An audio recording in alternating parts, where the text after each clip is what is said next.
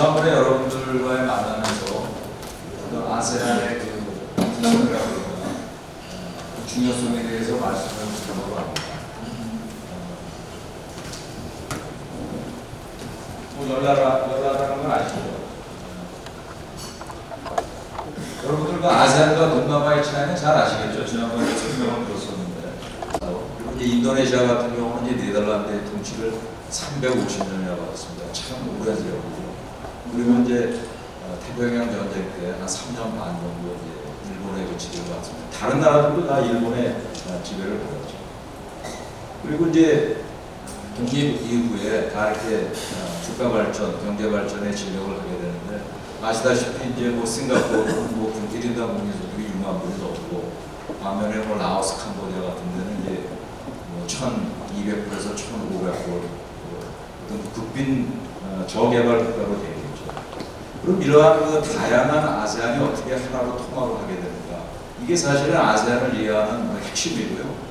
이러한 그 다양성 속에서 통합을 이루는 과정은 인도네시아가 아주 그 극명하게 나타납니다. 그리고 그러한 그 다양성을 극복을 해서 어떤 통합과 발전을 이뤄나가는 데 있어서 어떤 인도네시아가 어떤 철학적인 또는 그 사회적인 그런 이론을 많이 제공을 한다. 이렇게 제가 감히 말씀을 드릴 수 있을 것 같습니다.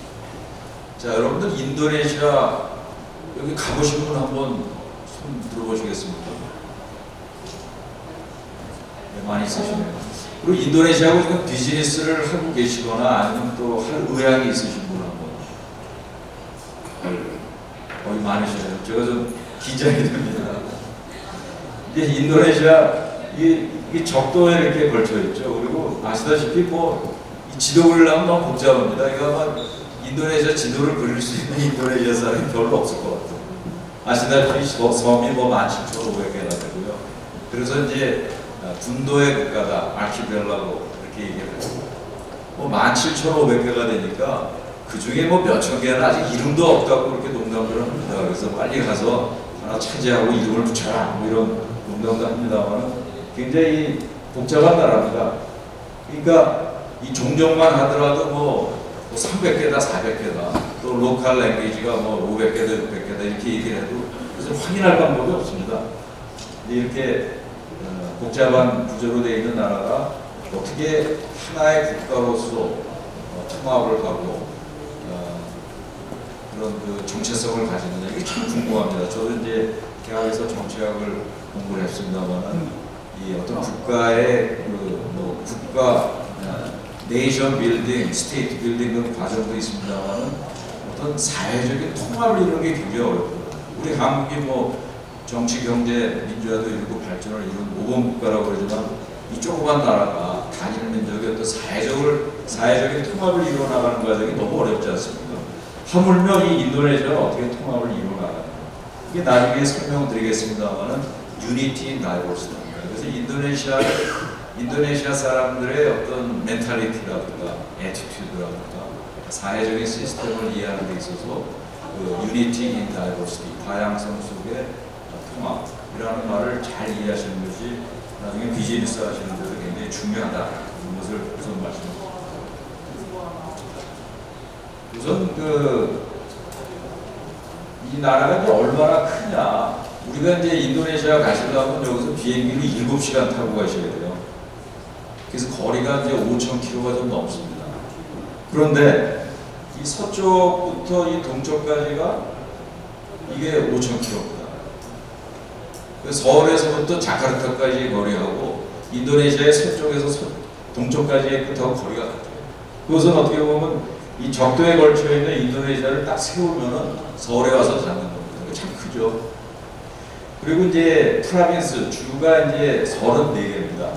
34개인데 제가 한번 예를 들면은 여기 이제 이리안자야라고 하는데 이건 옛날 이름입니다.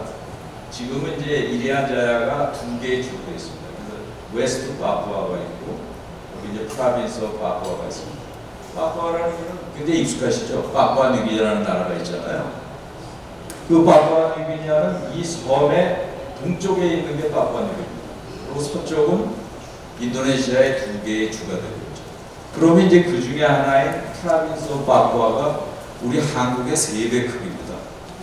좀 대단하죠. 그리고 이제 인구 면에서는 이제 자바에 많이 집중이 되어 있는데, 이제 여기 자카르타가 있고, 여기에 이제 웨스트 자바라는 프로빈스가 있습니다. 프로빈스 오브 자바. 인구가 거의 5천만 명이에요. 이게 참 우리가 이 인도네시아를 그냥 하나의 나라 정도로 이렇게 간주한다는 것이 좀 무리다. 그런 것을 여러분들 느낄 수 있으시겠죠. 그리고 좀 설명을 드리면은 요 섬이 이제 여러분 보르네오라는 말이 굉장히 익숙하죠. 보르네오 가구. 이게 옛날 명칭인데 이 인도네시아하고 이제 말레이시아하고 이렇게 나눠져 있습니다. 그래서 말레이시아에서는 보르네오라고 칭하고 이 인도네시아에서는 칼리만탄이라고 칭하고 있습니다. 브루네이라는 나라가 여기 있습니다. 자, 그 인도네시아 하면 여러분들 뭐 무엇을 연상하시겠습니까? 여기 인도네시아 다녀오실 때는 인도네시아는 뭐가 생각이 나요? 이슬람. 그렇죠. 세계에서 제일 큰 largest 무슬림 컨트리가 사우디가 아니고 인도네시아입니다. 또 그 옆에 계신 분은 뭐가 생각이 나세요?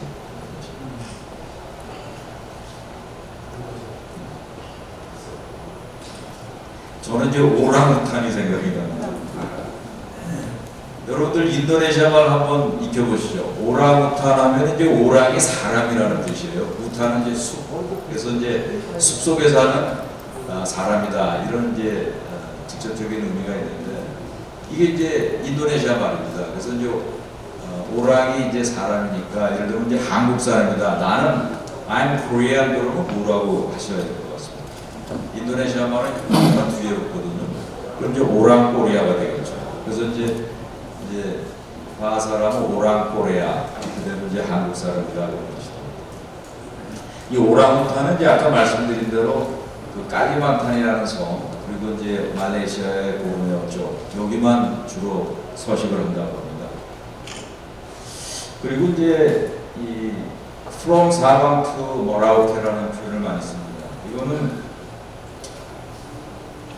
사방이라 그럴 때는 이제 여기 가요, 아체는 들어보셨죠? 2004년도에 엄청난 그 쓰나미가 해가지고 몇십만 명이 이제 희생이 됐었는데 이게 이제 서쪽 끝이고, 그다음에 이제 파푸아의 이제 동남부의 주요 도시가 모라우케입니다. 그래서 인도네시아 사람들이 이제 인도네시아 전역에서 뭐가 이렇게 됐다 했을 때 from 사방 to 모라우케라는 말을 씁니다. 그리고 이제 Unity in Diversity.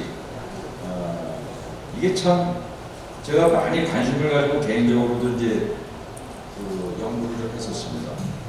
이게 다양하고, 그리고 사실은 네덜란드의 지배를 받기 전에 그 인도네시아가 하나의 그런 오늘날의 영토로서의 어떤 엔티티를 가지지 못했습니다. 어떻게 보면은 네덜란드 식민 통치의 이제 유산이라고 볼 수도 있는데요. 어떻게 이렇게 하나의 그 국가, 어떤 국민체로서의 그런 정체성을 확립하고 통합을 이루었겠느냐, 그런 걸 생각을 해봤는데 그 중에 하나가 이제 언어 정책에 있었던 것 같아요. 그래서 원래는 이제 인도네시아는 이제 자바섬이 어떤 그 주도 세력이었고 항상 거기에 부가 축적이 되어 있고 정치도 거기가 중심이었는데도 불구하고 자바어를 표준어로 하지 않고 그 가장 쉽게 익히는, 그리고 이제 일반 상인들이 또 이제 인도네시아만이 아니라 이제 말라카라든가 말레이시아 또 이제 저쪽 북쪽 에도 이제 쓰는, 인도네시아 북단에서도 쓰는 상인들이 많이 쓰는 용어를 이제 표준어로 정했습니다. 근데 그게 그 네덜란드 지배를 받고 있던 중이었어요. 1928년. 우리는 뭐 물론 1919년에 독립운동이 일어났긴 했습니다만 이 인도네시아 사람들이 뭐 더운 지방이라 그래가지고 뭐 나무 밑에서 이렇게 비실비실 하고 있을 것 같지만 역사를 보면은 참 위대한 사람들이 많이 있었던 것 같아요. 어떤 지도자라든가 스피커라든가 그게 이제 종교적이든 아니면 어떤 내셔널리즘이든 그런 데 영향을 받은 것 같은데 1928년에 젊은 지도자들이 다 모였습니다. 그래서 장차 우리가 독립을 쟁취하는 데 있어서 어떻게 나아갈 건가를 이제 논의를 해요. 그래서 그때 이제 청년의 맹세라는 것을 이제 채택을 하는데 그 중에 가장 중요한 사항 중에 하나가 앞으로 독립되고 통합된 인도네시아의 언어를 무엇이 할 거를 갖다가 진지하게 고민을 하고 그때 여러 토론을 거쳐서 자바어가 아닌 그 오늘날의 이제 인도네시아, 바하사 인도네시아를 이제 표준어로 채택을 합니다. 굉장히 그 통찰력도 있고 어떤 생견성이 있었다. 만일에 이제 자바어를 표준어로 했다 그러면은 다른 지방의 이제 토호들이 거기에 합류를 안 했을 수도 있고 어떤 자바의 기득권층의 어떤 그 우선권이 앞서는 그렇기 때문에 통합에 저해야 될 수 있는 그런 거였는데 일반 가장 쉽고 일반 사람들이 익힐 수 있는 그런 인도네시아 말을 채택을 했다. 그렇기 때문에 어떤 면에서는 이제 그 문맹률이 굉장히 낮아지는 그런 게 되겠죠. 또 하나는 이제 그 판차실라라고 들어보셨는지 모르겠는데 이제 1942년 이때 이제 일본이 네덜란드를 물리치고 인도네시아를 지배를 하죠. 근데 1945년 초에 그 소위 민족주의 지도자들이 모여서 앞으로 독립될 인도네시아의 어떤 통치 철학, 건국 이념을 논의를 합니다. 그때 이제 합의를 본 게 판차시라는 건데요. 그 중요한 이념으로서 이제 5가지를 합의를 하는데 그 중에 제일 중요한 것이 유일신에 대한 믿음입니다. 그러면은 인도네시아의 경우에 그 이슬람이 한 85%가 되거든요. 그럼 그때의 유일신이라고 그럴 때는 아까도 말씀하셨습니다만은 제일 큰 이슬람 국가가 인도네시아인데 그 유일신을 이슬람의 유일신으로 특정하지 않았단 말이에요. 그거는 굉장히 그 경론이 있었는데 그것을 이제 지도자들이 양보를 해가지고서는 다른 종교의 그 유일신도 인정을 하는 이런 것이 어떤 아세안의 통합을 가져오는 하나의 중요한 요소였다. 저는 그렇게 생각이 듭니다. 지금 이제 인도네시아는 세계에서 제일 큰 이슬람 국가지만 이슬람이 국교가 아니에요. 그 6개의 종교를 오피셜 릴리전으로 인정을 해서 그 인도네시아 사람들의 아이디 카드를 보면은 거기에 이제 종교가 이렇게 명시가 되어 있습니다. 그래서 이슬람, 또 불교, 힌두교, 또 천주교, 개신교 그리고 이제 화교들을 포용하기 위해서 유교를 하나의 종교로 인정을 했습니다. 그래서 6개의 종교가 공식 종교가 있습니다. 이런 걸 이제 참고로 알아두시면. 근데 가루다는 이제 그 지난번에 설명을 드렸습니다만 가루다라는 것은 그 힌두교에 나오는 그 비슈누라는 세계 신 중에 하나인데 비슈누의 승용 동물입니다. 여러분들 가루다 항공도 있고 또 인도네시아 가면은 어디를 공공장소에 가면 어디나 그 가루다의 행상이 있는데 이것이 이제 인도네시아의 국장입니다. 내셔널 엠블럼. 그러면 굉장히 궁금하잖아요. 이슬람 국가인데 어떻게 힌두교의 동물을 그 나라의 국장으로 하느냐. 이것이 바로 이제 인도네시아를 이해하는 하나의 길입니다. 그래서 이제 그게 이제 그만큼 동남아시아 국가, 그 인도네시아도 포함을 해서 인도의 문화의 영향이 굉장히 크다. 그런 것은 종교하고 관계없이 받아들이는. 예를 들면 이제 태국이 불교 국가잖아요. 거기는 이제 국교가 불교인데도 불구하고 그 나라의 또 국장이 가루다입니다. 재밌죠. 그럼 이제 그 가루다 형상을 보면 그 가운데에 이제 판차실라가 표시가 되어 있고 그 밑에 이제 Unity in Diversity를 의미하는 비네카 뚱갈 이까라는 말이 쓰여져 있습니다. 여러분들 인도네시아 사람들 만나가지고 비네카 뚱갈 이까를 얘기하면 일단 한 50%는 평가를 받고 들어갑니다. 그래서 꼭 외워두시기 바랍니다. 그건 이제 Unity in Diversity라는 뜻입니다. 그리고 이제 외교 정책 면에서는 제가 여기 아세안 리더라고 그렇게 썼습니다만 인도네시아 사람들한테 아세안의 리더로는 별로 기뻐하지 않습니다. 왜냐하면 자기네들은 그거 이상이라고 생각을 하고 있거든요. 지난주인가요? 그 이제 오사카에서 G20 정상회의가 열렸잖아요. 그래서 이제 아시아에서는 이제 중국, 일본, 그리고 이제 한국, 그 다음에 이제 인도네시아가 G20 멤버입니다. 그래서 이제 그 인도네시아는 어떤 이슬람의 어떤 지도국이고 또 아세안에 소속이 되어 있지만은 그 이상의 그런 역할을 추구를 하고 있다. 한 가지 그 에피소드가 있습니다. 그 미들 파워들의 이제 모임이 있어요. 빅타라고.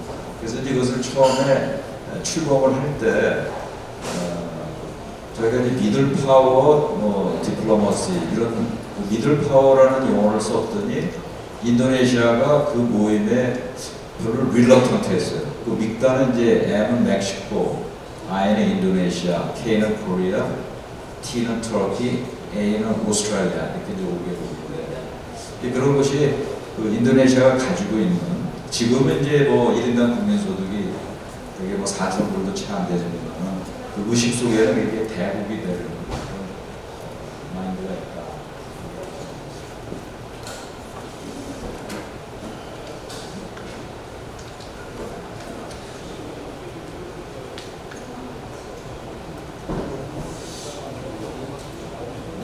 그 인도네시아 비즈니스에 대해서 관심이 많으실 텐데 이런 그 역사적인 배경을 조금 이해하시는 게 좋습니다. 그리고 이런 거는 사실은 다른 책자에 잘 없거든요.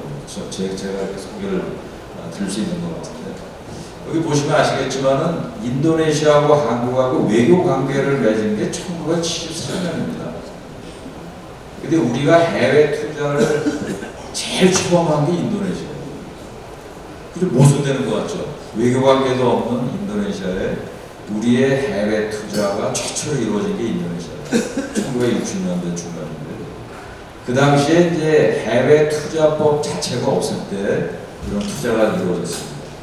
굉장히 그 역사적인 드라마틱한 사건인데 그게 어떻게 보면 이제 한국과 인도네시아의 어떤 특별한 특수성을 이제 나타냅니다. 왜 1973년에 되어서 외교관계가 됩니다. 여러분들 나이 드신 분들은 좀 아시겠습니다만 할슈타인 법칙이라는 게 있어요. 그거는 이제 옛날 동서독 또 남북한이 분단된 다른 일반과 외교관계를 맺은 나라하고는 외교관계를 맺지 않는다. 그런 원칙이 있었죠. 그것을 이제 깬 것이 1973년입니다. 우리 6.23 선언이라고. 그래서 이제 그러한 할슈타인 원칙이 깨지자마자 수교를 한 게 이제 인도네시아입니다. 그러면 바꿔 말하면 이제 인도네시아는 그 1973년 이전까지는 북한하고 가까웠다는 얘기겠죠. 그렇습니다. 이제 인도네시아 같은 경우는 이제 초대 대통령이 이제 수카르노 여러분들 아시겠습니다만은 1965년에 실각을 할 때까지 거의 20년을 이제 인도네시아를 지도를 했습니다만은 굉장히 그 식민 통치의 그런 것 때문에 반제국주의, 반식민주의 이런 것의 어떤 주창자였습니다. 그래서 이제 아시다시피 1955년에 반둥에서 이제 비동맹을 창설을 하죠. 그래서 이제 아시아, 아프리카의 어떤 비동맹 국가를 규합을 하고 그 비동맹의 그런 리더로서 이제 뭐 전 세계를 누립니다. 재미있는 것이 이제 비동맹 국가들이 또 어떻게 보면 좀 비실비실하잖아요. 그 미소 열강 속에서 뭔가 제3국가들이 모이자 그러니까. 그러니까 이제 나중에 수카르노가 어떤 핵심 국가들, 뉴 이머징 스테이트들로서 어떤 엑시스를 구성을 해야 되겠다. 그래가지고 이제 내세운 게 자카르타, 프놈펜, 하노이, 베이징, 평양 이 축을 선언을 합니다. 그것은 이제 북한이 얼마나 중요하다는 것을 나타내주는 거죠. 인도네시아에 있어서. 그래서 1965년에 그 비동맹 10주년 때에 김일성이 김정일 데리고 자카르타를 갑니다. 여러분들 아시죠? 김일성이나 김정일이 저기 비행기 공부 중에 있는 거. 그럼에도 불구하고 두 부자가 한 사람도 아니고 부자가 비행기를 타고 자카르타까지 갑니다. 그 정도로 인도네시아하고 이제 북한하고는 굉장히 가까웠습니다. 그래서 그때 그 인도네시아는 그 수카르노 대통령이 김일성화, 플라워 김일성을 육종 개발을 해가지고 이렇게 바칩니다. 그 정도로 가까웠어요. 그래가지고 그 김대중 대통령 그 돌아가셨을 때 북한에서 이제 조화를 보내오는데 그 북한으로 되어 있습니다만 가운데 자세히 보시면 거기 김일성 화가 있어요.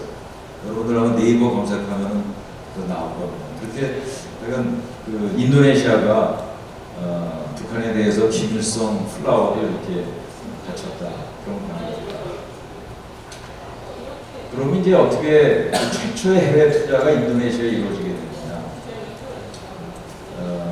거기에는 이제 그 어떤 특별한 그 기업인이 관계되어 있습니다. 최계월이라는 분이 한국에서 여러 가지 굉장히 그 논쟁이 많으신 분이긴 한데 일본에서 이제 많이 교육도 받으시고 그런 분인데 이분이 이제 그 인도네시아 수카르노 대통령 정부에는 굉장히 은인으로 되어 있습니다.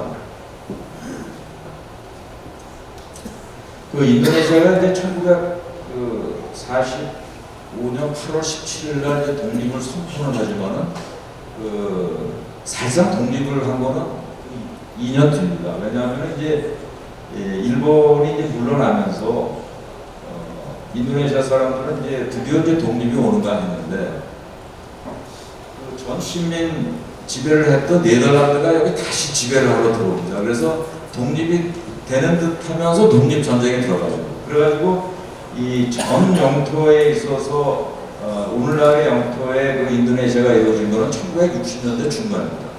마지막에 이제 그걸 획득한 게 이 파푸아인데요. 이 파푸아의 주민들이 어떤 독립을 하지 않고 또 네덜란드의 그런 퍼핏 나라가 되지 않고 인도네시아에 속하게 되는데 이 최계열이라는 분이 어느 정도 일정의 역할을 한 거로 이렇게 나와 있습니다. 그렇기 때문에 수카르노 대통령이라든가 인도네시아 정부한테는 굉장히 고마운 사람이었겠죠. 그래서 우리가 외교 관계가 없음에도 불구하고 이런 그 깔리만탄에 목재 개발권을 줬다. 그래서 이제 그게 남방 개발이 출범하게 되는. 그래서 그분의 이제 뭐 자서전 중에 그 타이틀이 나는 아스팔트 깔린 길을 가자. 제가 이제 제목이 참 멋있어가지고 저 이제 외교관들도 사실 험한 길로 다닌다만 이제 읽어본 적이 있는데 여러 가지 드라마틱한 그런 스토리들이 많이 있습니다. 그리고 우리가 이제 그 해외 유저를 처음 개발한 거예요. 저희가 직접 가서 개발을 한 게 이제 인도네시아입니다. 서마두라 유저라고요. 여기에도 이제 최계호 씨가 관계가 됩니다. 아주 컨트로버셜한 그런 스토리들이 있는데 80년대 초에 서마두라 유전에서 우리가 처음으로 유저 기름을 이제 생산합니다. 그래서 이 인도네시아의 관계에 있어서는 어떤 그 포스트 케이스가 굉장히 많습니다. 지금 이 첫 해외 투자라든가 그리고 첫 플랜트 수출이 이제 1973년에 미원이었고요.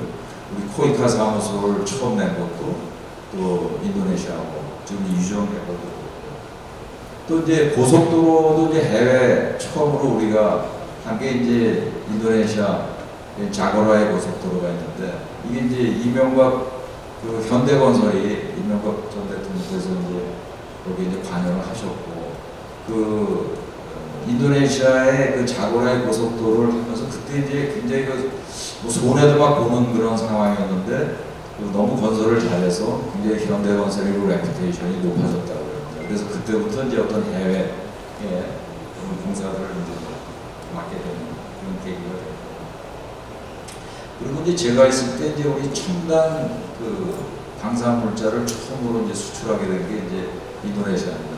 그 T50 고동훈련기 그리고 이제 잠수함 수출을 처음 한 것도 인도네시아. 이렇게 약간 인도네시아하고는 어떤 특별한 관계를 해왔기 때문에 이런 것이 이제 오늘날 또 앞으로 이제 인도네시아하고 이제 비즈니스를 하는데 아주 단단한 기초가 되고 있다. 특히 이제 인도네시아 좀 나이 드신 분들이 늘 강조하시는 게 그겁니다. 1998년도에 아시아대 금융위기가 오죠. 그래서 우리도 뭐 큰 폭력을 치렀지 않습니까? 금도 팔고.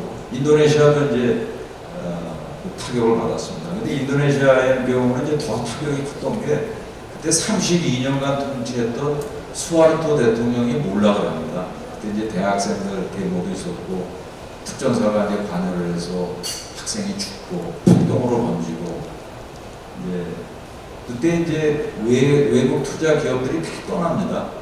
특히 이제 인도네시아에 많은 투자를 하고 있던 그 일본계 그 기업들이 다 떠나죠. 은행들도 다 나가고 소니도 나가고. 그때 이제 우리 한국 기업들은 다 남았습니다. 우리가 내가 이제 80년대에 이제 노동 집약 산업들, 공대나 이제 신발 산업들이 이제 인도네시아로 다 진출을 했었는데 그 어려움 속에서도 이제 끝까지 남아서 같이 어려움을 극복을 합니다. 근데 이게 노동 집약 산업이라는 게 이제 고용 창출에는 대단한 거 아니겠습니까? 지금 한 뭐 거의 5, 60만을 고용을 하고 있습니다. 그러니까 그때 그 인도네시아를 끝까지 지키고 그래서 인도네시아 사람들이 어려움 속에서도 그 고용을 할 수 있고 그런 거에 대해서 나이 드신 분들은 다 고맙게 생각하고 있고 그때를 계기로 해서 이제 인도네시아에서 우리가 일본에 대신해서 최대의 외국인 커뮤니티로 이제 구상을 하게 됩니다. 그래서 이제 자카르타 가시면은 이제 뭐 가면 이제 뭐 가라오케 많이 있는 거 아실 거예요. 근데 옛날 분들은 이제 가라오케 옛날에 가려면 이제 일본 가라오케 가서 일본 사람들이 좀 부르는 한국 노래 부르고 눈치 보다가 나오는데 요새는 뭐 일본 사람들이 오히려 한국 가라오케에 가서 그 노래를 부른다는 그런 회고들을 합니다만 이렇게 이제 한인도네시아 관계는 이제 특별하다. 그리고 이제 인도네시아하고 저하고는 이제 굉장히 공유하는 게 맞습니다. 이제 아시아에서 대통령 직선제를 하는 나라가 별로 없어요. 한국하고 인도네시아하고 필리핀 정도입니다. 근데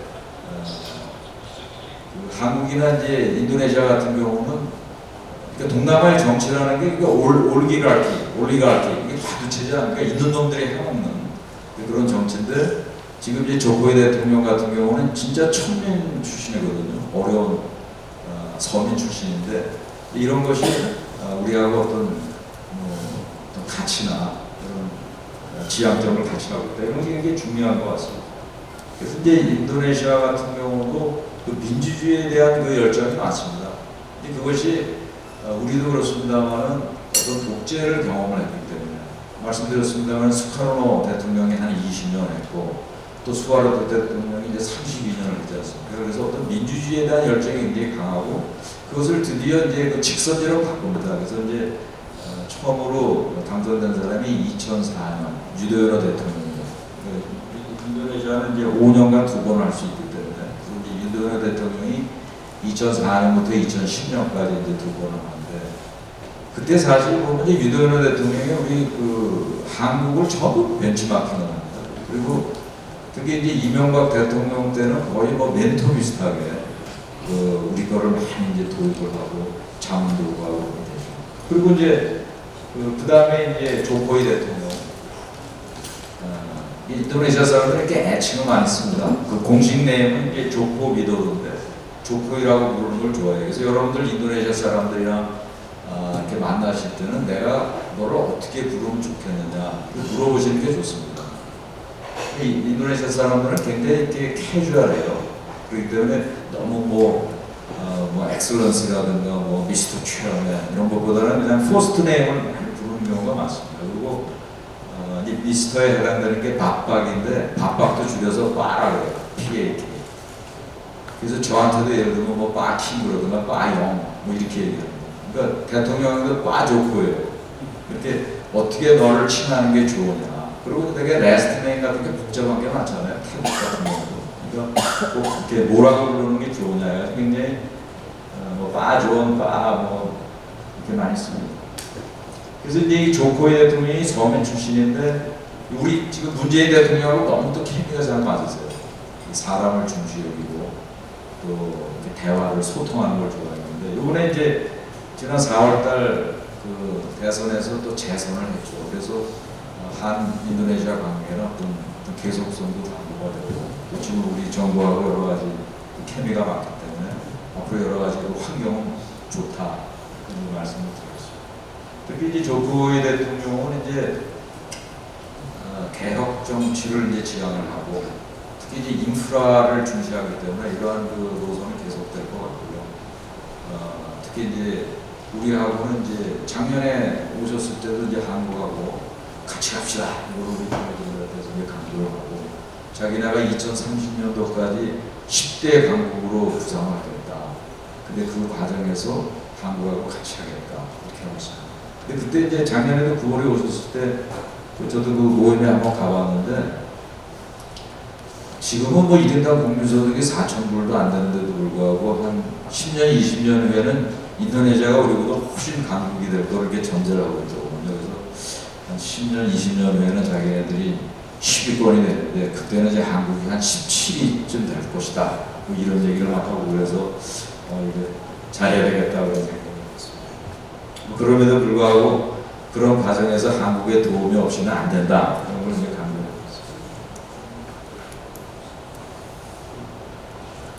이 조코이 대통령 저도 이제 개인적으로 많은 만남이 있었습니다. 솔로 시장을 할 때부터 이제 만남이 있었는데 솔로시 그러면 이제 그 우리로 치면은 뭐 거기 이제 안동 화해마 안동하고 자매결연이 돼 있어요. 안동 화해마을이 이제 문화적인 도시지 않습니까? 그래서 이제 솔로도 이제 거기도 이제 술탄이 있고 굉장히 문화적인 도시고 그래서 컬처럴 페스티벌을 매년 하고 그러는데 그냥 안동이나 뭐 공주 정도, 경주도 안 되는 이걸 조그만 도시의 시장을 하다가 근데 그 전에는 이제 그 양반이 이제 그 지방대학의 이제 이마카 출신입니다. 가자마사 대학이라고 이제 명문 대학이긴 한데 이게 이제 그 중부자에 있어요. 지방입니다. 거기에 이제 이마카를 나오고 가구 장사를 했어요. 근데 이제 재밌는 게 그 가구 장사를 할 때 그 매니저가 한국 사람을 썼다고 하더라고요. 그래서 그 한국에 대해서 굉장히 좋은 인상을 가지고 있고, 그래서 솔로 시장을 할 때도 뭐 안동 화해마을도 가고, 또 서울에 와서는 청계천을 보고, 이거 참, 나도 이런 걸 해봤으면 좋겠다. 이런 생각을 했다고 한국에 대해서 굉장히 좋은 인상을 갖고 있습니다. 근데 이 사람이 이제 과거에 전통적인 인도네시아 정치하고는 달리, 정치인과는 달리 소통을 하고 길거리에 나가서 상인과 대화를 하고 이제 그러면서 이제 대중적인 이제 인기가 올라갔죠. 그래서 그 인도네시아의 어떤 간선제였으면 결코 대통령이 될 수 없는 사람이었는데 이 직선제로 되면서 일반 사람들의 뭐 빌리어네어나 일반 뭐 홈리스나 다 한 표자였습니까? 그렇기 때문에 이런 지도자로 이제 탄생을 한 게 아닌가. 이런 것이 어떤 인도네시아의 어떤 발전 가능성을 보여주는 어떤 정통성과 어떤 민주주의 인권 이런 걸 이제 나타내는 그런 것입니다. 그리고 이제 이번 그 선거에 또 특기할 만한 거는 이제 5년 전에는 이 양반이 이제 정치적인 배경이 전혀 없이 그냥 그 수카르노의 따님이 당대표인 페데이페 당의 그걸 대표로 대통령이 됐거든요. 그러니까 이제 그 페데이페라는 당의 당 내에서도 이제 기반이 없었어요. 그때 이제 인도네시아는 되게 뭐 7, 8개의 당이 연립을 해서 이제 여당을 구성을 하는데 그때는 뭐 절대적으로 그 여소의 아래였습니다. 근데 이번에는 뭐 여당이 너무 세가지고요. 근데 인도네시아 사람들은 좀 센 놈한테 다 붙는 경향이 있습니다. 그래가지고 선거 때는 야당에 있던 친구들이 이제 선거가 끝나면 또 다 이동을 해요. 특히 이제 볼카르당 같은 경우는 최대당인데 지난번에도 이제 야당에서 싸우다가 여당으로 들어오고 이번에도 뭐 이미 벌써 여대 야선인데 또 이제 다른 당에도 이렇게 오픈을 이런 것이 어떤 인도네시아 사람들의 특질인 것 같습니다. 그러니까 조코 입장에서 보면은 나하고 격렬하게 싸웠던 놈도 내가 열어주고 포용한다. 이런 게 있습니다. 그리고 이제 같이 싸웠던 사람도 또 뭐 이렇게 이러면은 또 저쪽으로 가서 할 수 있다. 이런 그 멘탈리티가 우리의 어떤 종교 개념하고는 좀 다른 것 같아요. 물론 재미가 있는지 모르겠습니다. 저는 좀 특이하다고 생각합니다.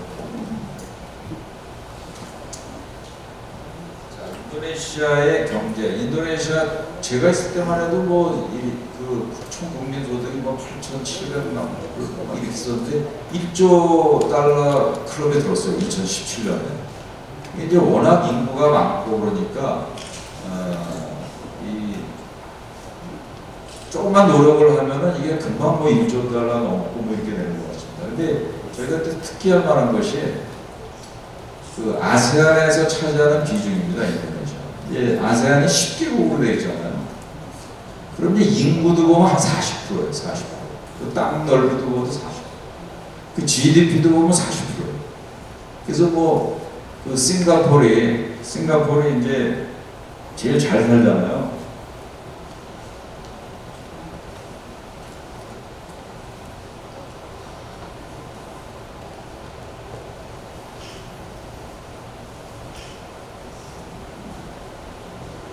싱가포르 여러분들 많이 접촉을 해보셨겠습니다만 아주 똑똑한 사람도 많고, 그러니까 이제 반대 측면에서는 좀 에너지하고 이제 타산적이고 이제 이런 게 있는데, 그래서 이제 그때 한번 맨날 그 인도네시아한테 뭐 이렇게 좀 심한 바람인데 깔쭉깔쭉 됩니다. 이렇게 이제 아세안 회의 가면은 그 10개국이 다 동등하거든요. 투표권도 하고. 근데 이제 싱가포르 사람들이 똑똑하니까 문제 제기가 많아요. 항상 뭐 인도네시아가 없고, 그럼 인도네시아는 그냥 가만히 있습니다. 그래가지고 과거 역사 보면 이제 그 인도네시아하고 싱가포르의 그런 논쟁이 많은데, 그 인도네시아 아칸 부통령이 싱가포르를 그냥 빨간 점이라고 그랬어요. 국가라고 안 그러고 빨간 점이 좀 나온다. 그런 게 있는데,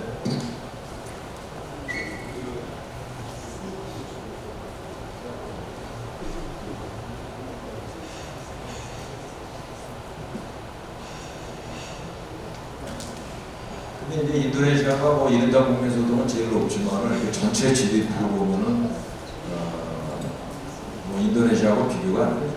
뭐 회원국으로 보면 인구가 뭐 저기 싱가포르 한 600만도 안 되니까 한 4위권쯤 될 것 같아요. 태국 이런 데가 이제 두 번째 말레이시아. 그리고 이제 비즈니스 기회 관련해 가지고 제가 이제 무궁무진한 기회가 있는데 만만치 않다.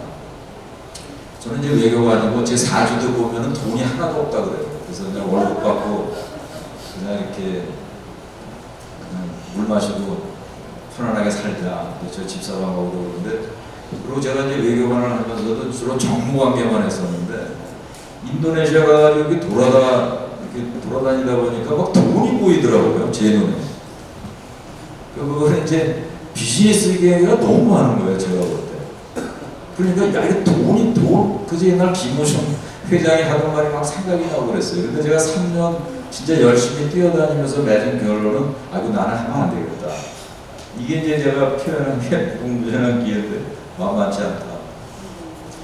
인도네시아 다니다 보면은 뭔가 미진하고 불편한 게 많아요. 근데 이제 기업하시는 분은 이제 그게 다 기업 기회, 비즈니스 기회라고 그러시더군요, 보니까.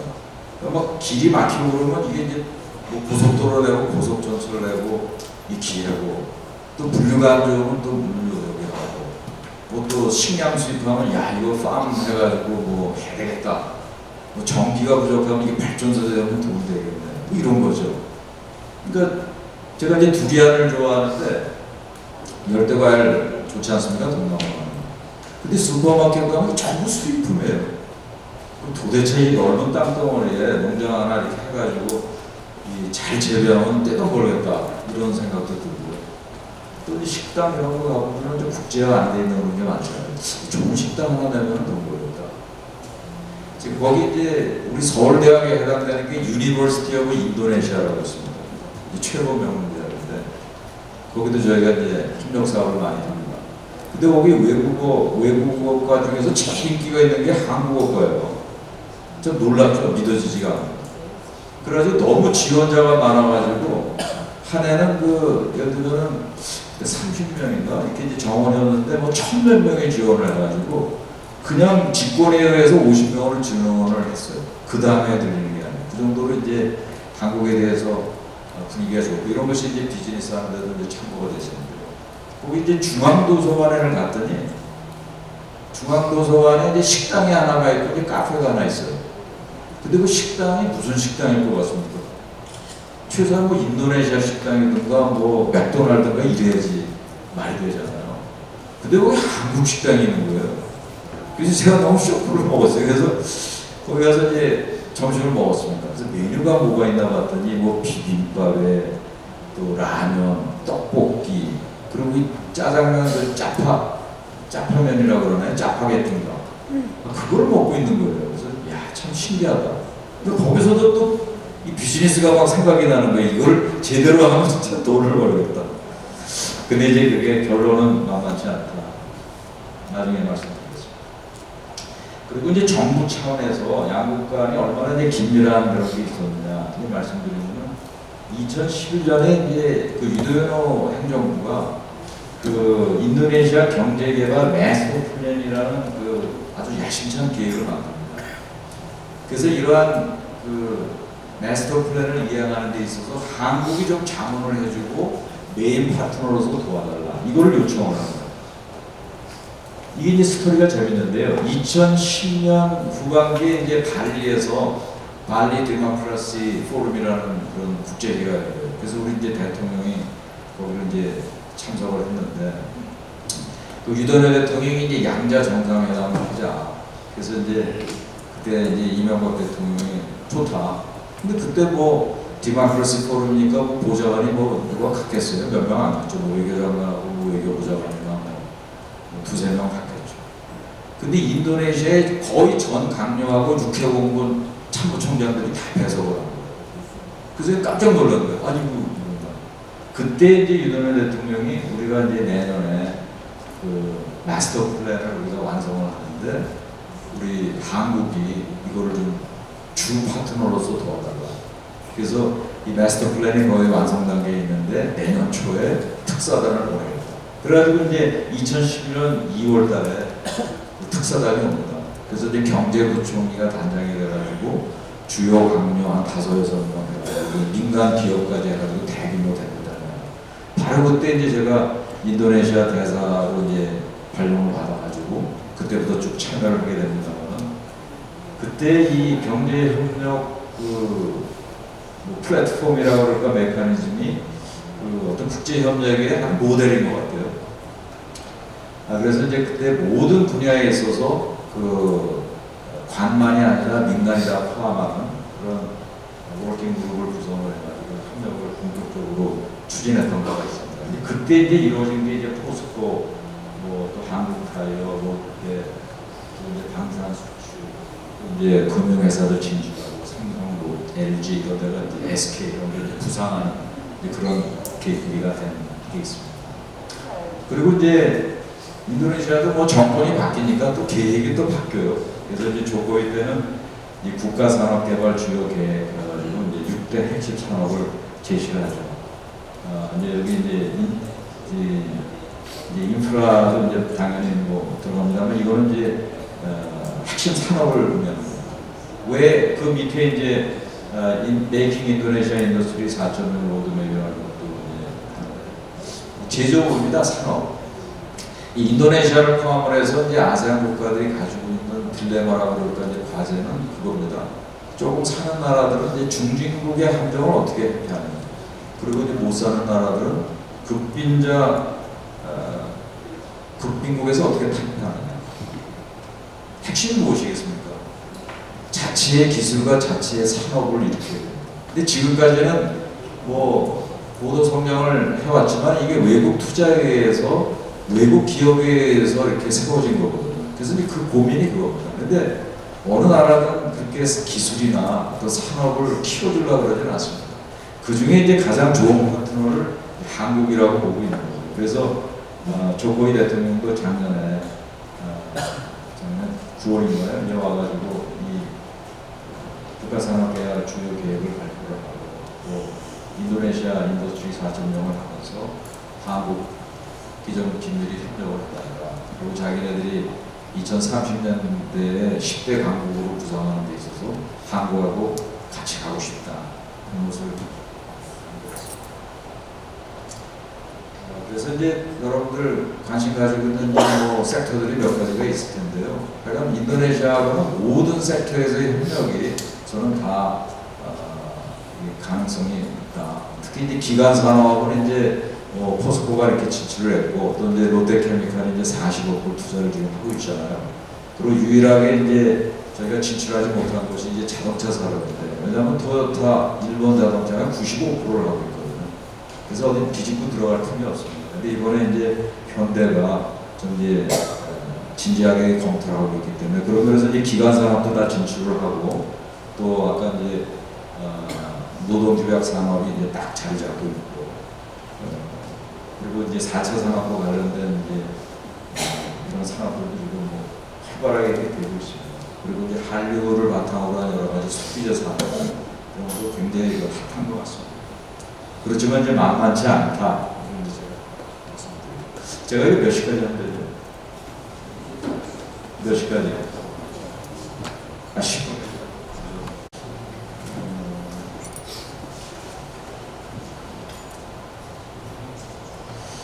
그리고 이제 여러분들 이제 비즈니스에 이렇게 좀 관심이 있으면요, 지금 정보는 그냥 엄청 힘들어요. 그러니까 제일 쉬운 게 이제 코트라의 국가지형 정보가 있는데요, 굉장히 잘 돼 있어요. 코트라 직원들도 잘 모르더라고요.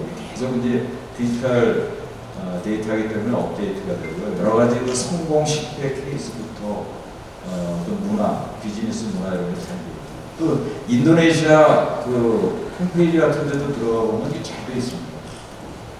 그래서 이제 여기 제가 이제 그 협력 가능한 섹터를 좀 이렇게 열거를 해봤는데, 이거 하나하나 진짜 뭐 설명 드리자면 이제 끝이 없습니다. 근데 이게 다 지금 전망들이 있고요. 이 중에서 조금 이제 저희가 주의를 해야 될 게, 이 자원이 많은 국가들은 어떤 그 자원 내셔널리즘 같은 게 있습니다. 그래서 이제 광물이라든가 특히 이제 에너지 분야 이런 거는 굉장히 좀 조심이 필요합니다. 지금 우리 그 삼탄, 키데코라든가 이런 데서도 이제 거의 철수를 하고 있는 그런 상황이고요. 특히 파모일 이런 거 환경 관련 산업들이 아직 그 환경 단체들이라든가 이제 그 NGO 같은 데서 굉장히 못 살게 됩니다. 그래서 이런 것도 굉장히 어려운 상황이에요. 나머지들은 이제 다 저희가 경쟁력이 있으면, 그리고 이제 유통 산업 이런 거는 이제 어느 나라나 조금 이제 약간 좀 보수적입니다. 또 금융 분야도 보면 이제 조금 자국 보호적인 그런 게 많이 나죠. 그래서 역시 진입이 좀 어렵고 그런 게 있습니다. 특히 이제 조코의 경우는 이제 그 인프라에 중점을 두고 이제 제조업을 키우려고 그러고, 지금 어느 나라든지 그 4차 산업 분야에 굉장히 노력을 하고 있습니다. 그게 이제 첨단 기술이기 때문에 첨단 기술을 어떻게 자기네들이 확보해 나가느냐가 이제 미래를 결정한다. 이런 이제 강박관념들이 많습니다. 그런 파트너로서 이제 한국을 중시하고, 그리고 이제 부가가치가 높은 게 이제 문화산업. 그래서 이제 조코의 대통령도 스타트업 같은 그런 이제 문화산업. 그래서 이제 우리 그 뭐죠, 그 우스만 신경 거기서 좀 진출하고 많이 하고 있습니다. 그리고 이제 의료 분야, 제약 이런 것들 이제 많이 이루어지고 있습니다. 역시 뭐 나라별로 그 문화가 다 다르겠죠. 이미 뭐 많이 설명을 드렸습니다만은 우리하고 다른 거는, 우리는 이제 뭔가 이 일사불란한 그리고 강력한 리더십 이런 것이 어떤 그 리더십의 강점으로 얘기하는데, 이게 인도네시아는 좀 안 통하는 것 같아요. 항상 CEO가 어떤 그 방침이 있더라도 그 과정이 중요한 것 같아요. 그것은 소수자의 의견 이런 걸 중시하고, 그렇기 때문에 항상 좀 대화, 협의를 통해서 뭔가 발전을 추구하는, 그리고 이견에 대해서 어떤 그 반영을 보이고 그거에 대해서 잘 참고 들어주는. 그래서 우리 한국 사람들이 좀 그 성격 중에서 제일 싫어하는 게 급하다는 거하고 화를 잘 낸다는 거. 근데 우리는 어떻게 보면 좀 화도 내고 이렇게 좀 스트롱 리더십 있는 사람도 어찌다 그러잖아요. 근데 그게 인도네시아 가면은 아주 감정, 분노 조절 장애자 이렇게 보는 경우가 많습니다. 그리고 그 인도네시아 사람들이 굉장히 양손한 것 같은데 무섭습니다. 그래서 그 앞에서 이렇게 미소 짓는 것 같은데 결정적인 순간에는 등에 칼도 꼽을 수 있는 사람들이 이제 인도네시아 사람들. 특히 이제 자바 사람들 같은 경우는 이제 뭐 자바니스라고 그러잖아요. 근데 제프니스 발음도 비슷하죠. 비슷합니다, 성격이. 그래서 제가 인도네시아 나갈 때 인도네시아 대사가 저한테 전화를 하면서, 당신이 그 자바 사람들의 그 웃음의 의미를 알 때쯤이면 당신이 이미 돌아올 때가 됐을 것이다. 그렇게 인도네시아 사람이 이해하는 데 시간이 걸 것이다. 저도 이제 인도네시아 여러분들 이제 여행에 오시면 처음 보는데도 막 웃어요. 잘 웃고 그 여성들도 막 하얀 치아를 드러내면서 웃는데 참 인상이 좋죠. 근데 저게 무슨 의미인가 그거 알으려면 몇 년이 걸리는 거 아니에요. 그리고 이제 물론 우리가 화교들 이런 사람들은 저기하고 이제 뭐 공동부분이 많죠. 유교적인 부분도 있고 뭐 돼지고기도 먹고 술도 마십니다. 근데 이제 머저리티가 이슬람이라는 거. 그리고 이슬람은 굉장히 특수한 종교입니다. 제가 중동에서도 많이 근무를 했는데 근데 한국 분들은 그걸 좀 이렇게 무시하려고 그래요. 그래서 저는 이제 그 부통령이 한 번 오셨는데 우리가 그 정치인들하고 저녁을 하는데 막 건배를 하자고 그러는 거예요. 곤욕스럽지 않겠습니까? 근데 그것도 그 뭐라 그래 바탐석 완샷을 하자는 거예요.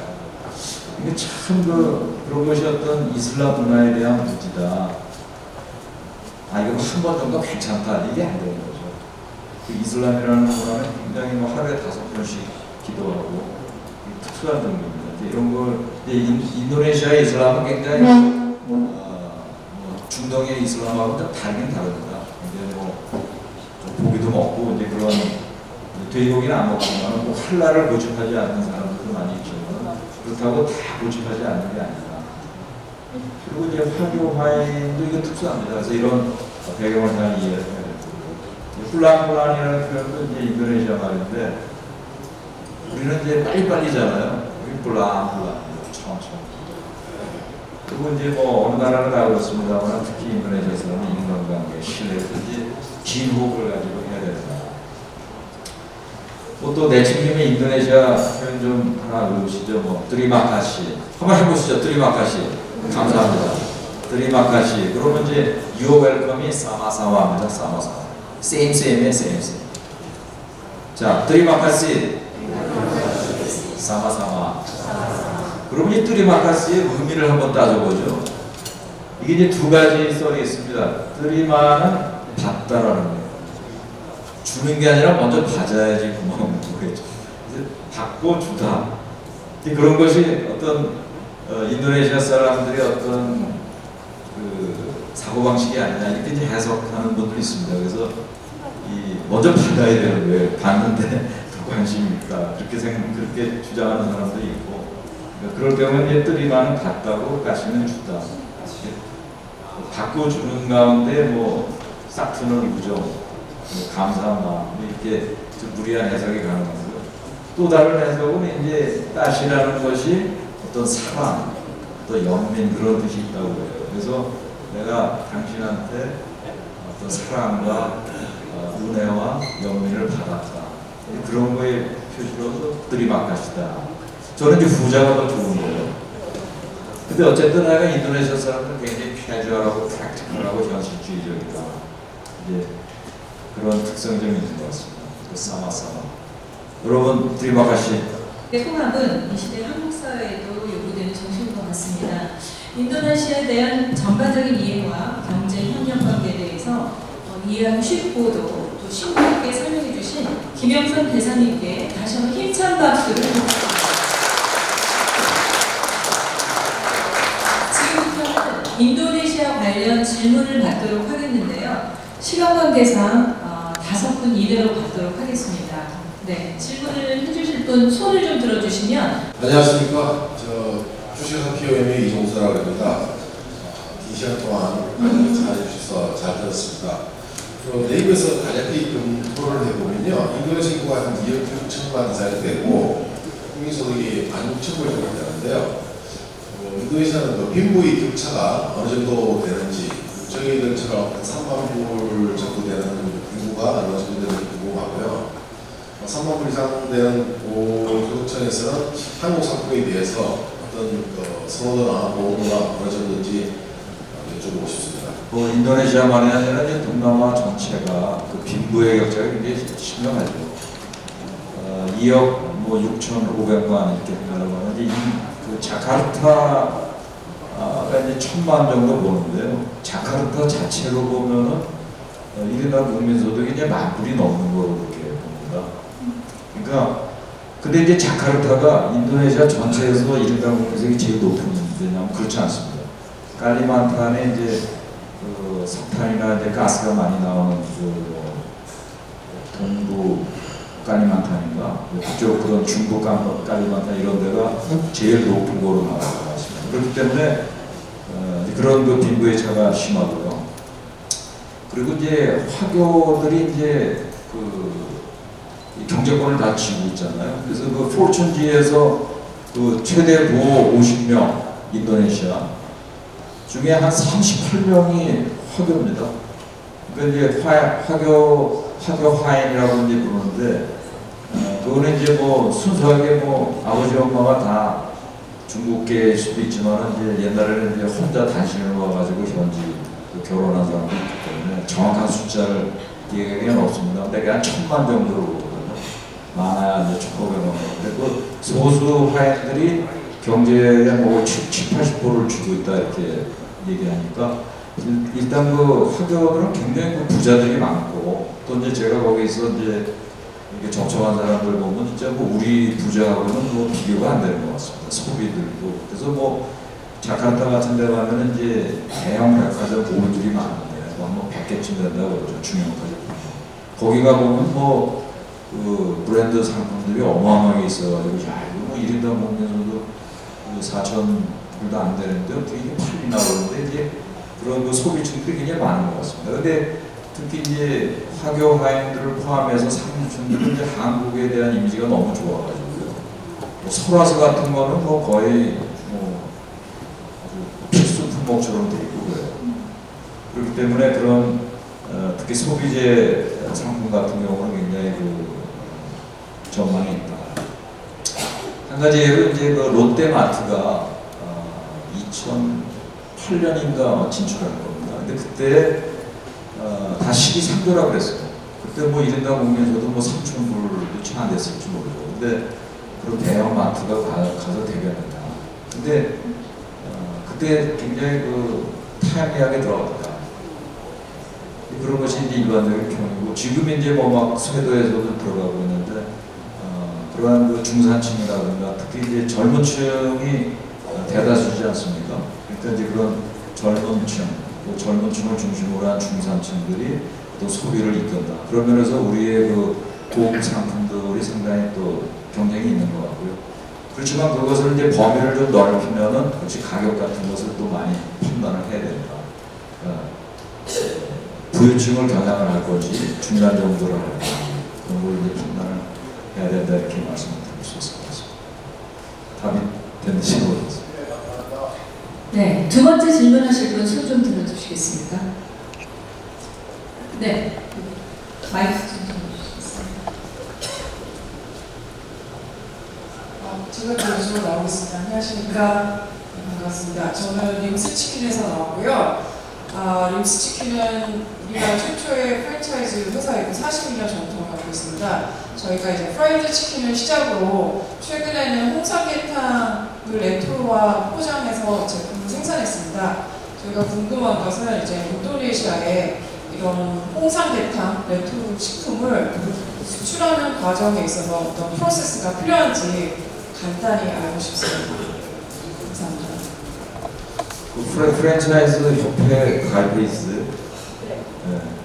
거기서 이제 뭐 저도 많이 거기 모임에서 회의되고 그랬는데 그 프랜차이즈가 이제 기회가 많은 것 같으면서도 또 실패 케이스들이 많은 것 같아요. 근데 역시 그 이렇게 소비 품목들은 이제 그 현지 시장 조사 같은 게 철저히 해야 되는 것 같고요. 그럼 이제 동남아 인도네시아를 포함해서 이제 동남아 사람들이 인삼을 좋아한다 이렇게 다 알고 있는데 사실 한국 사람들도 인삼 받는 사람이 있고 안 받는 사람이 있잖아요. 그러니까 그런 거를 잘 조사를 해야 될 것 같고요. 그렇지만 이제 인삼에 대한 이미지는 굉장히 좋습니다. 그리고 이제 동남아 사람들이 몸이 차기 때문에 인삼 차만 마셔도 몸이 막 뜨거워진다고 그래요. 그렇기 때문에 그렇지만 이제 그것은 이제 제품화하는 데 있어서 그것이 얼마나 먹혀 들어갈 건가는 이제 잘 판단을 하셔야 될 것 같고요. 특히 이제 삼계탕은 조코이 대통령도 자기가 제일 좋아하는 음식이 삼계탕이라고 그랬어요. 그래서 여기 오셨을 때 이제 삼계탕도 뭐 이렇게 대접해서 그랬던 것 같은데 그것은 이제 인도네시아를 포함해서 동남아 사람들이 이제 치킨을 굉장히 많이 먹습니다. 그리고 이제 인도네시아에도 이제 그 소토아얌이라고 해가지고 그 인삼 수프 같은 게 있거든요. 닭 수프 같은 게 있거든요. 그래서 굉장히 그 거부감 없이 이렇게 접근을 한 것 같습니다. 그리고 이제 그 식품 같은 경우는 이제 할랄 이걸 꼭 따셔야 될 거예요. 그리고 인도네시아가 이제 그게 이제 종교적인 그런 것도 있지만 또 어떤 자국 산업 보호 이런 면에서 할랄 인증 같은 거를 굉장히 철저하게 거의 뭐 의무화한다고 그러더라고요. 그래서 그런 걸 해야 되는데 우리나라 할랄이 이제 인도네시아에서는 인정이 안 됩니다. 이게 이슬람 국가들마다 이제 다 인증이 있는데 예를 들면 이제 한국하고 말레이시아, 자킴하고는 서로 인정을 해주는데 인도네시아하고는 아직 그것이 상호 인증이 안 되고 있습니다. 이런 걸 인정해야 될 것 같고요. 다음에 이제 맛 같은 걸 보면은 한식 뭐 다 맛있다고 그러지만 이게 또 나라마다 좀 이 취향들이 다른 것 같아요. 저희가 이제 한식 세계화 이런 거 할 때 보면은 두 가지 세계화의 의미가 두 가지가 있는 것 같아요. 하나는 우리의 맛에 외국 사람들의 입맛을 맞춘다. 아니면 외국 사람들의 입맛에 우리 한식을 조금 마디파이하는 거. 이걸 이제 나라나 도시나 또 지역에 따라서 잘 봐야 될 것 같아요. 예를 들면 이 싱가포르 같은 데 보면은 저희가 좀 마디파이 해야 되는 것 같아요. 거기에 입맛에 맞게. 근데 인도네시아 같은 경우는 양쪽이 다 있는 것 같아요. 예를 들면은 그 CJ 계열의 이제 한식당이 여기 왔다가 이제 문을 닫았어요. 그때 이제 전략은 뭐냐면은 그 인도네시아 사람들의 입맛을 좀 맞춰야 되겠다. 마디파이를 하겠다 그랬는데 거기에 찾아오는 고객층들은 뭔가 한국의 정통 맛을 기대하고 있던 사람들이 더 많았던 거예요. 이게 좀 다른데? 해가지고 문을 닫았고요. 그게 재밌는 게 그 자카르타에도 이제 한국 식당들이 많은데 저희들도 가기 막 힘든 막 바베큐 레스토랑이 있어요. 거기가 막 연기가 막 나고 막 찌르는 냄새가 나오고 그러는데 거기가 그 인도네시아 사람들한테 무지하게 인기가 있는 거예요. 그런 것들이 거기 나머지 서민들이 많이 가는 것 같은데 인도네시아 사람들도 뭐 꼬치구이라든가 이렇게 뭐 생선 구이 이런 거 많이 먹거든요. 그런 식당 가보면 막 연기가 자욱하고 그런데 오히려 그런 데서 더 정치를 느끼고 더 맛을 느끼는 것 같아요. 깔끔하고 그런 것이 또 잘 안 통하고. 그렇지만 이제 그것이 또 좀 부유층이라든가 고급 손님들의 경우는 좀 달라질 수 있는데 그런 면에서 그 현지 조사를 좀 잘하고 보시면 또 기회가 있지 않을까. 삼계탕은 인도네시아 사람들이 좋아하니까 성공을 빌겠습니다. 네, 안녕하세요. 그 슈퍼리 네스위에라는 데서인데요. 저는 2회째 참석을 하고 있는데 제가 궁금한 사안은 2주 전에 타지키스탄이라는 그 나라에서 기업이 한국을 방문을 했었습니다. 저희가 6일 동안 한국의 음식 문화하고 그 다음에 의류 그리고 또 전자 쪽을 6일 동안 저희들이 에스코트를 해드렸는데요. 이게 그 타지키스탄이 나라는 정부 지원이 좀 많이 있더라고요. 그들이 원하는 것은 일자리 창출에 대한 것에 대한 저희한테 문의를 많이 하셨는데 지금 저희들이 직접적으로 어떤 뭐 제품을 주는 것보다는 그 나라의 어떤 의류에 대한 패션에 대한 것들 그리고 식품에 대한 것들을 저희들이 지금 기획을 하고 있습니다. 그래서 아까 뭐 인도네시아 쪽도 만약에 저희들이 어떤 활용할 수 있는 게 있다면 정부 지원이 있는지 그런 것들이 제가 많이 궁금한 사항이었습니다. 네, 여기까지입니다. 구체적인 케이스가 뭔지 제가 잘 몰라서 정부 지원이 있는지 그냥 단적으로 말씀드리기는 어려운 것 같은데 지금 이제 신남방 정책을 뭐 적극적으로 추진하잖아요. 그래서 여러 가지 이제 협력의 플랫폼도 이제 만들려고 그러고 특히 인도네시아는 이제 중점 협력 대상 국가고요. 그래서 뭐 코트라 같은데 뭐 신남방 비즈니스 데스크인가 뭐 이런 것도 만들고 또 신남방 비즈니스 협의회도 구성하고 그래서 여러 가지 에로사 협력사항들을 이제 해주려고 그러죠. 근데 여러 가지 이제 뭐 코트라라든가 무역협회라든가 또 중소기업 쪽 또 지자체 이런 데서 이제 많은 그 협력 사업들이 있습니다. 그런 걸 좀 잘 찾아보시고 그런 걸 활용하는 것이 이제 뭔가 새로운 지역에 가서 올바른 파트너, 올바른 정보를 구하는데 어떤 지름길인 것 같습니다. 그리고 이제 우리가 이제 동남아로 보면 이렇게 개도를 좀 우습게 알고 대했다가 이제 당하는 경우가 많거든요. 그렇기 때문에 이런 그 정부나 기관의 어떤 협력 프로그램을 통해서 일단 발을 들여놓으시고 그걸 바탕으로 해서 어떤 자체적인 것을 찾아나가는 것이 분명하다 이렇게 좀 보겠습니다. 네, 더 질문하실 분이 계신가요? 네.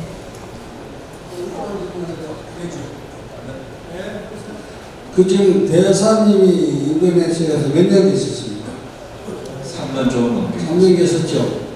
대사님이 가서 인도네시아에서 투자할 생각 있습니까? 아니, 그럼 돈은 제가 낼게요. 아니 제가 아까 말씀드렸잖아요. 돈이 뭐 너무 많이 들어가지고 그럼 근데 이제 사할 때 돈이 없다 다시 그래서 해야 뭐 비즈니스를 하더라도 우리 회장님이 다 가져가실 것 같아요. 아니, 뭐, 대사님이 그 가서 하시려면 무슨 사업을 하시겠나 물어보시죠. 내가 돈을 내시면 뭐 사업을 근데 하시겠나? 이제 이 아까 이제 섹터를 제가 네? 네? 아까 이제 분야를 제가 이제 예시를 했습니다만 이 기회는 무궁무진한 것 같아요. 근데 이제 경쟁력이 있고 그것을 이제 지속적으로 이제 할 수 있어야 되는데 그런 것을 이제 실제로 이제 뭐 투자를 하시려는 분야 어떤 경쟁력이 어느 정도나 되는가 그리고 이제 관심사항 이런 걸 보고 해야 되겠죠. 아니, 이게 무엇을, 돈이 있으면 뭘 투자하고 무슨 사업을 하시겠나 묻고 싶습니다. 끝나고 한번 만나시죠. 네. 저도 그 노후에 한번 이제 반짝 잘 살아볼 계획입니다. 네. 마지막으로 한 분만 더 받겠습니다. 네, 여기. 질문 필요하신 분 하시죠. 네. 제가 사실 드릴 말씀이 참 많은데. 예, 저 이렇게 대사님 만나서 이렇게 세미나에 참석하게 돼서 영광입니다. 저는 저 주식회사 티건 이병종 대표고요. 그 광고회사를 하고 있습니다. 근데 이제 유튜브에 에스카레이터 광고 치면 제 이름이 나오고 세계적으로 지금 베트남의 백화점을 빌려서 천대 기업을 지금 삼성전자처럼 붙이고 있습니다. 그래서 인도네시아에도 진출해가지고 저는 광고 사업을 하려고 하는데 간단한 원리입니다. 백화점 빌리고 천대 기업 그냥 놓고 이런 원리니까 이게 전망이 좀 예, 저희 저 사업은요 광고회사인데 그 모든 백화점을 빌리고 에스카레이터 광고를 넣으면 그게 다 수입이 되는 겁니다. 그런 광고 사업인데 그쪽에도 광고 사업을 전망이 있는지 지금 하고 있는 광고는 어떤 것인지 좀 알고 싶습니다. 굉장히 구체적인 분야가 될 텐데요. 무슨 뭐 전광판 사업 뭐 이런 거 열심히 하시는 분들도 있더라고요. 근데 지금 말씀하시는 그런 것들은 이미 그 로컬 업체들이 많이 하고 있을 것 같아요. 특허가 있어지고 있어요. 에스카레이터에. 그럼 한번 현지에 한번 나가보시죠. 나가서 근데 그 역시 이제 파트너를 잘 만나야 되고요. 그리고 이제 그몰 같은 경우에 몰이라고 부르자면 이게 자기네들끼리 뭐가 있습니다. 그게 이제 그렇기 때문에 이게 진입하는 것이 굉장히 쉽지 않고요. 예를 들면은 우리 롯데백화점이 이제 자카르타에서 두 번째로 큰 롯데 쇼핑센터를 이제 열었는데 거기 이제 자카르타 같은 경우는 이제 화교들이 거의 잡고 있어요.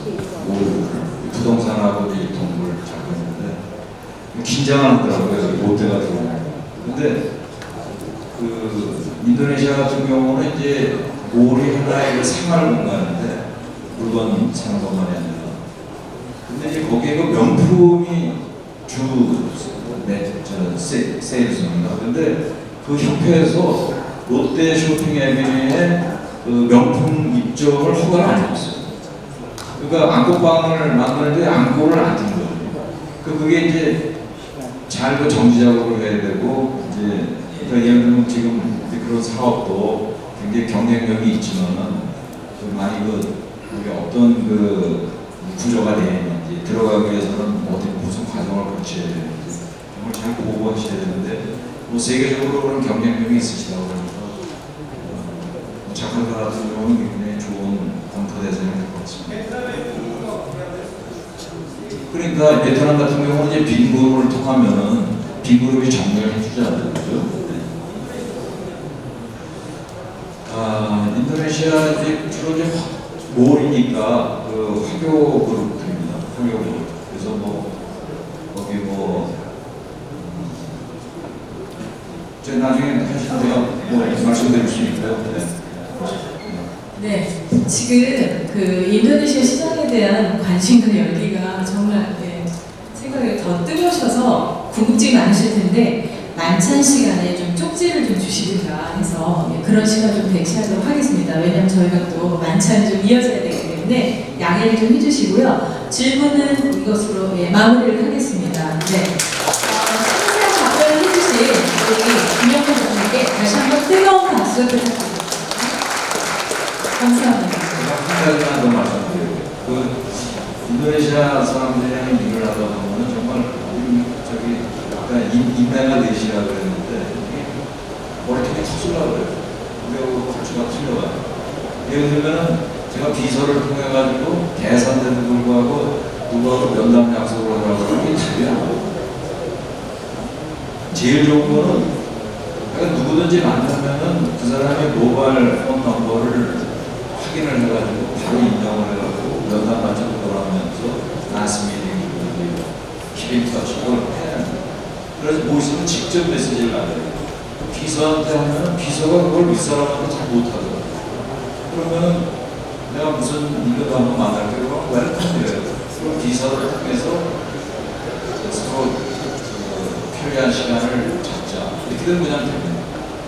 그리고 또 하나는 피드백이 잘 없는 경우가 많아요. 이메일을 보내는데 근데 되게 중동 사람들도 그러는데 툭하면 안 됩니다. 뭐냐면 우리는 이제 무슨 요청을 받았을 때 당장 답을 못할 경우는 내가 이거는 좀 더 조사를 해봐야 된다. 누구하고 협의를 해야 되니까 그게 되면 나중에 연락해주고 이런 답을 해주잖아요. 근데 이 동남아나 인도네시아 사람들은 지금 내가 너한테 when I have nothing to answer 할 때는 답을 안 해요. 그거를 좀 이해를 해야 돼요. 이놈이 내가 요청한 거에 대해서 답할 준비가 안 돼요. 일단 답이 없어요. 이 한국 사람들이 미치죠. 문자 10번. 그리고 이제 얘네들이 상하 한쪽으로 협조가 안 돼요. 그래서 인도네시아에 보면은 장관들 중에 코디네이팅 미니스터라는 이 4자리는 있어요. 얼마나 코디네이트가 안 되면은 코디네이팅 미니스터가 있습니다. 그래가지고 심지어 한 미니스트리에도 옆에 국가는 같은 국내에서도 옆에 또 같은 국내에서도 국장하고 시민관하고 과장하고 커뮤니케이션이 잘 안 된다고 하거든요. 그러니까 내가 과장한테 얘기했으니까 당연히 장관한테도 보고가 되겠죠. 이렇게 얘기하면 축하드립니다. 네, 국제 한인경제 협회 김삼덕 기자님께 다시 한번 힘찬 박수 부탁드립니다. 네, 다음은 서종환 이사장님 축사 좀 부탁드리겠습니다.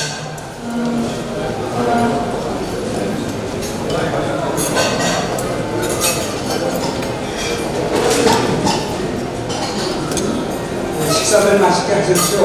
지금 이석하시는 김영선 대사님의 너무나 현장 경험을 생생한 정보가 오늘 참석한 모든 분들한테 드린 시간을 것으로 믿습니다. 저는 몰랐던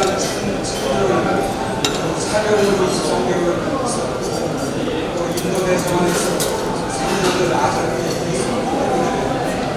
동남아 진출 관련된 그런 데 관심이 많이 있습니다. 지난번 베트남 문제, 진출 문제, 오늘 인도네시아 진출 문제 현지에서 대사 생활하시면서 상상한 현장 경험을 여러분들한테 전달해 준다는 3년 현지 대사들을 하시는 경험을 주고 전수하는 것이 요약할 수 있기 좋은 길이라고 생각을 합니다. 구성은 했지만 그 대사님한테 또 이 행사를 주관해 주시는 AAC 오대사님께 진심으로 감사드립니다. 다음 기회에 또 뵐 수 있기를 기대합니다. 감사합니다. 네, 소중한 이사장님께 힘찬 박수 부탁드리겠습니다. 네, 다음은 유지열 대사님께서 축사를 해주시겠습니다. 네, 여러분 큰 박수로 맞이해 주십시오. 안녕하세요. 오늘 저는 사실은 동남아시아보다도 동아시아, 일본과 중국을 공부했고요. 여기에 대해서 많이 이렇게 지내다 보니까 동남아시아 잘 몰랐습니다. 그래서 오늘 우리 김대사 이야기를 들어보니까 또 아시아 반도도 인도네시아 이해를 하고 가져온 기분입니다. 그래서 여러분들도 가루다의 나라, 인도네시아니까 저희가 중국에서는 인도네시아를 뭐라고 하냐면 중국에서 인도네시아 뭐라고 아세요? 인도네시아를 그래요. 인내를 그러는데 다른 말로 완도지국이다. 섬이 만 개 있는 완도지국으로 이렇게 중국을 부르고 있습니다. 그래서 제가 볼 때는 포스트 차이나가 바로 인도네시아가 아닐까라고 생각해요. 요즘 우리들 우리 중국에 계시는 많은 동포들도 차이나 플러스 원이라고 해서 차이나가 하면 플러스 원, 베트남이나 인도네시아니까 이해하는데 요즘은 차이나 플러스가 아니고 비다운드 차이나, 노 차이나 인도네시아 원리 이런 식으로 해야 될 것 같아요. 그렇죠? 자, 박수 한번 칩시다. 그래서 차이나가 한번 할까 이렇게 생각됩니다. 일본도 그렇고 여러분 강대국들이 말이지 하는 그 폭이 좀 많이 안 됩니다. 중국도 쌀을 가지고 막 그러죠. 또 일본도 자기를 좀 한다고 말이지 여러 가지 부품 가지고 그렇게 위세를 부리고 이 인도네시아 명품이 대통령을 보니까 너무 착하고 좋았어요. 그런데 인도네시아에 우리 좀 많이 투자하고 또 인도네시아 그 많은 그 자원들을 우리가 같이 하면서 공연 우리나라가 자원이 없는 나라니까 그래서 한국과 인도네시아를 좀 더 많이 하고 그런 의미에서 오 대사님이 좋은 자리를 받았기 때문에 감사하게 또 이렇게 좋은 시간을 가졌습니다. 감사합니다. 네, 유지열 대사님께 큰 박수 부탁드립니다. 마지막으로 원아시아 김규택 회장님께서 축사를 해주시겠습니다. 여러분 큰 박수로 맞이해 주시기 바랍니다.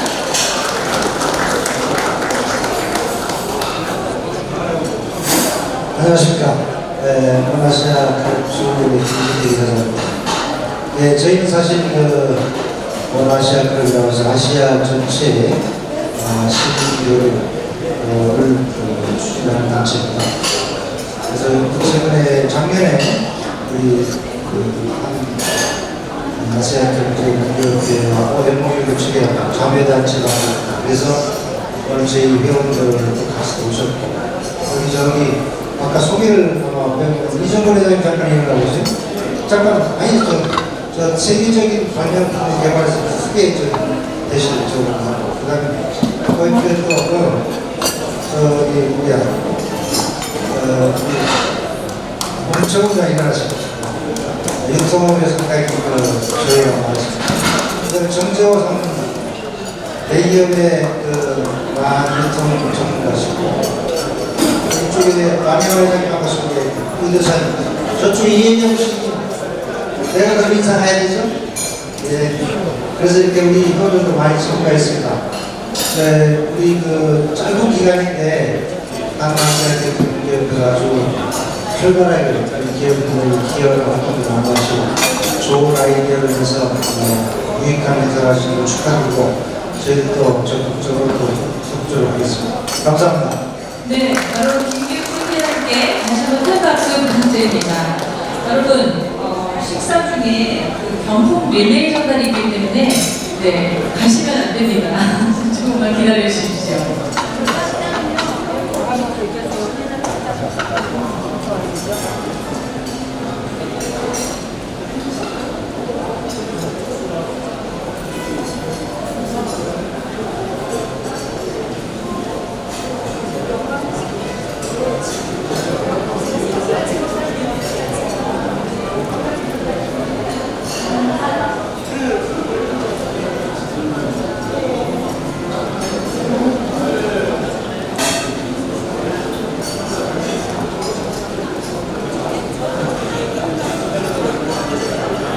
저희 오늘 행사에 사실 경품을 많은 분들이 찬조를 같이 협찬을 해준다고 이렇게 얘기했는데 저는 좀 거절했습니다. 왜냐면 이런 그 행사할 때 보니까 너무 끝나고 나서 이 경품 행사를 하다 보니까 돈대기 시장 같아요. 그래갖고 딱 회사 저희 그 상임부장님이시는 임수치킨에서 홍삼 삼계탕을 이렇게 대바라쳐서 실했어요.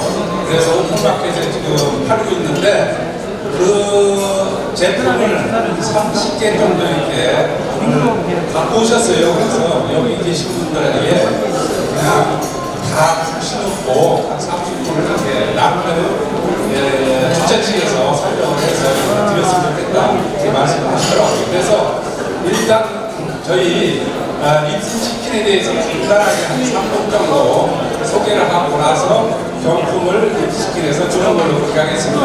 자, 립스치킨의 현재 그 대표로 계신 유동수 대표님을 모시겠습니다. 박수 부탁드리겠습니다. 안녕하세요. 시상 마시겠습니다. 립스킨의 유동수입니다. 7년간 통닭이라는 말이 있었던 1970년대에 립스킨은 이전까지 많이 가본 상품으로 지금 국민의 지금 프라이드 치킨 만들기 위해서 끊임없는 노력을 하여 립스킨 오리지널 치킨을 탄생을 시켰습니다.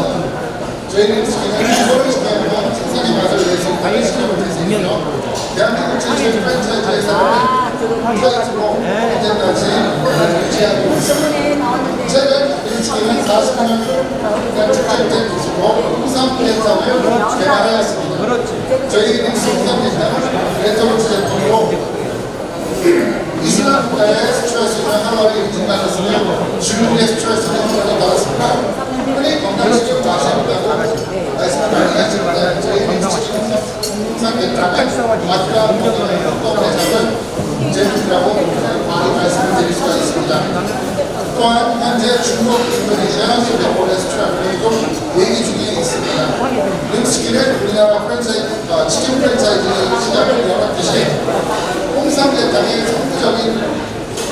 선구자가 될 수 있도록 노력을 하겠습니다. 또한 지난 42년보다 더욱더 다가오는 40년에는 립스킨이 항상 노력하겠습니다. 감사합니다.